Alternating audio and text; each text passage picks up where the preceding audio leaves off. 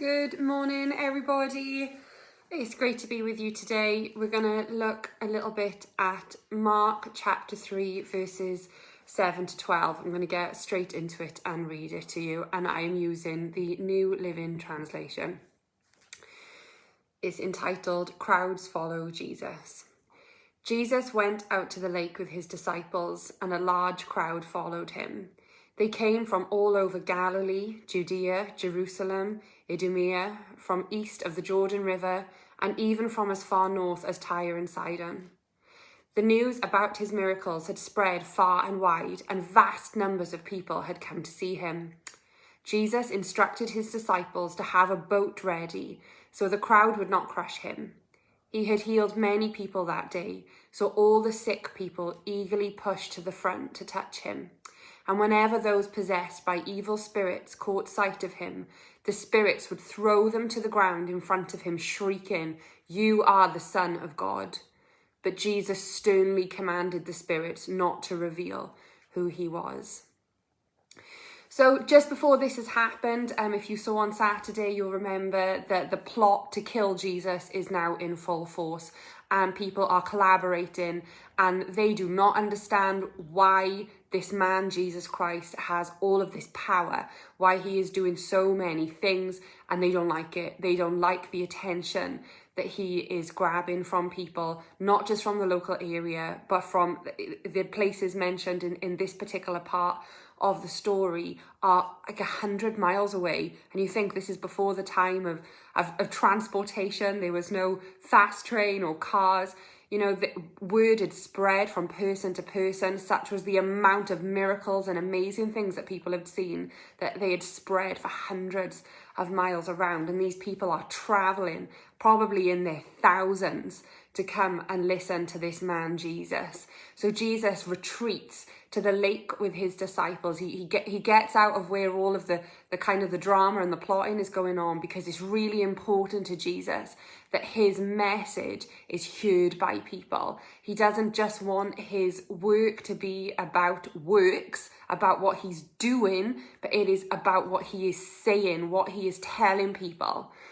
So these people are all there, and what's happening? They are pushing people who are sick. They know that this Jesus, one touch of his robe even, can heal them completely. I mean, I think anybody in their right mind would want to do that, wouldn't they? They would want to be at the front of that crowd. They would want to be in a position where they could be fully well. So Jesus says to his disciples, get me a boat ready, because it seems like he might even get crushed here by the amount of people, and he's going to get potentially into the boat if needs be, and make sure that this message that he has come to tell people is going to be heard.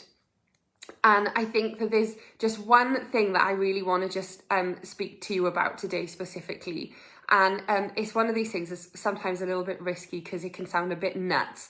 But you'll notice towards the end, it says that whenever those possessed by evil spirits caught sight of him, the spirits would throw them to the ground, shrieking, "You are the Son of God."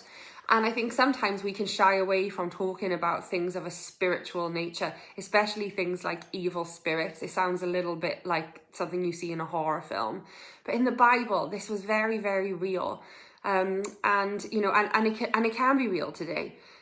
But in this particular instance, even the spirits that were against Jesus, even spirits that are evil and are out to do harm, they know who Jesus is, because Jesus is the Son of God. Jesus has all authority, it says in the Bible, over heaven and on earth.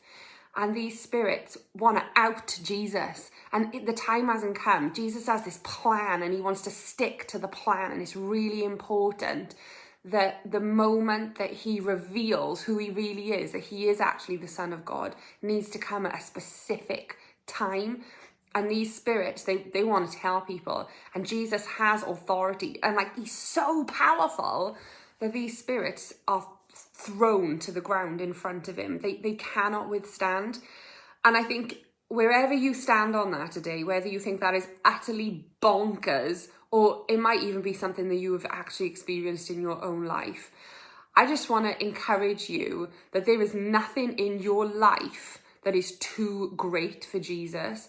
There is nothing more powerful in your life than the person of Jesus. And Jesus is pure and Jesus is compassionate. And as we see again in this piece of scripture this morning, he healed many, many people.